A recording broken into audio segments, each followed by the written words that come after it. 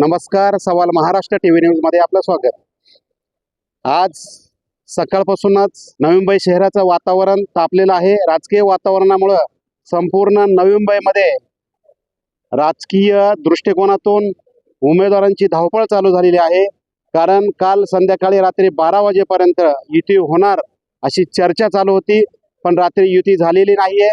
रात्री 12:30च्या नंतर समजलं की युती तुटलेली आहे. त्यामुळे संपूर्ण नवी मुंबईमध्ये भाजप आणि शिवसेना शिंदे गट यांची युती तुटल्यानंतर राजकीय वातावरण तापलेलं आहे. या राजकीय वातावरणामुळे आज सकाळपासूनच उमेदवारांची धावपळ आपल्याला पाहायला मिळत आहे.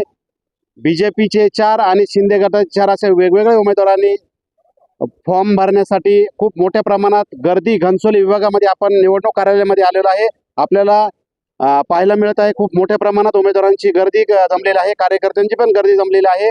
3चा टायमिंग होता, त्याच्यानंतर गेट लॉक झालेला आहे.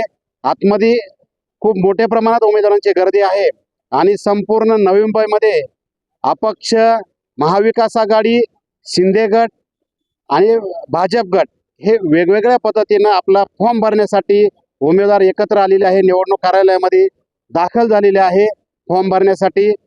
पाहूया पुढची अपडेट आपल्याला संध्याकाळपर्यंत आम्ही देणार आहोत. धन्यवाद.